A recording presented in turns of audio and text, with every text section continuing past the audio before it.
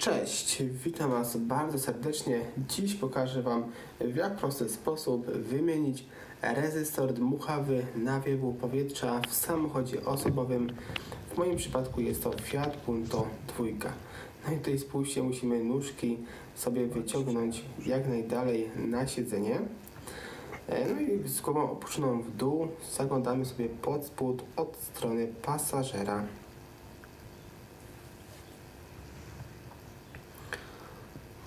I tutaj sobie przyświecimy troszkę lepiej latareczką.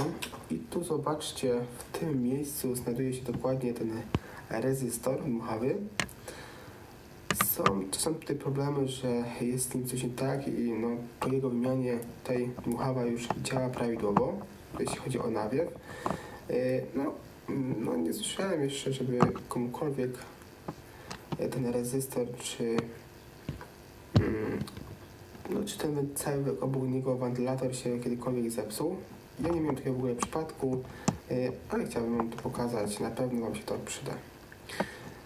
Tu widzicie, jest jedna śrubeczka, odkręciliśmy ją i żeby to szybko, bezpiecznie wymontować, to tu odkręcamy drugą śrubeczkę, ale jest to śrubeczka już od dmuchawy wentylatora. Tu są 3 śrubeczki, tego nie musimy całkowicie odkręcać, wystarczy jedna i teraz spokojnie wyciągamy nasz rezystor. Zobaczcie, jak on bardzo fajnie wygląda. Tu jest naprawdę dość pordzewiały, ale w moim przypadku tutaj nie ma żadnych problemów, wszystko działa tak, jak być powinno. I teraz sobie musiałem troszkę pokombinować z kamerą, żeby to Wam pokazać, jak to sobie odpiąłem.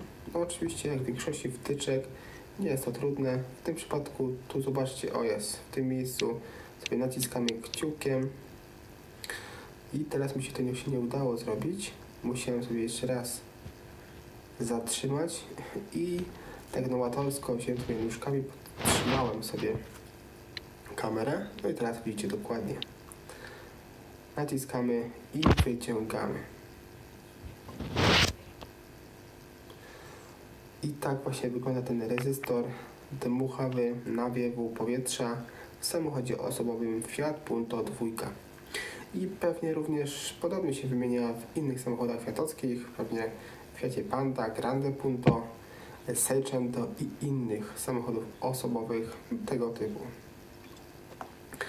Teraz sobie może przy okazji tak pikniemy tutaj WD-40, sobie troszkę przytrzemy, ale tak jak wspomniałem wcześniej, w moim przypadku tutaj nie ma żadnych problemów.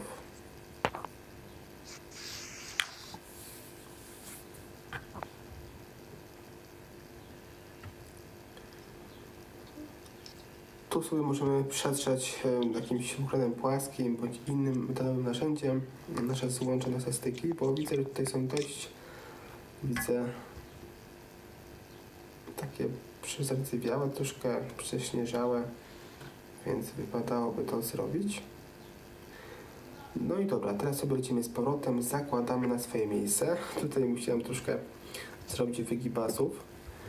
Nawet mi się to udało, powiem szczerze, bo myślałem, że w ogóle tego nie nagram, bo ciężko było w ogóle telefon trzymać w dłoni, do góry nogami wszystko robić w takim ciasnym miejscu i jeszcze Wam to pokazać, naprawdę zadowolony jestem, że mi się to w ogóle udało. Ale ogólnie tutaj rzecz biorąc, to nie jest to trudne, tak czy siak. Wiadomo, jeśli ktoś w ogóle zakupił samochód osobowy Fiat Punto 2 i chciałby takie coś wymienić, to może oczywiście z normalnych przyczyn nie wiedzieć, gdzie się to w ogóle znajduje, w jakim miejscu, ale teraz już na pewno będzie wiedział. I teraz zakładamy sobie z powrotem na swoje miejsce. Przykręcamy pierwszą śrubkę. Jeśli chodzi o śrubki, to wszystkie są jednakowe, tutaj wszystkie są tego samego rozmiaru. I tutaj wystarczy nam śrubokręt krzyżakowy.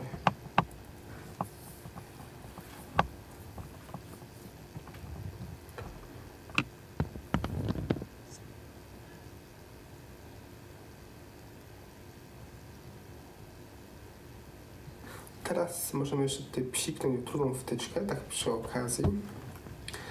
To robię specjalnie, byście po sobie wiedzieli, że warto tutaj wyczyścić, jeśli na przykład Wam coś nie działa, nie styka, bo może być w tym momencie przyczyna tego całego braku nawiewu. Teraz sobie fajnie przymocowujemy i została nam jeszcze jedna śrubka tutaj od strony dmuchawy, więc sobie ją przykręcimy.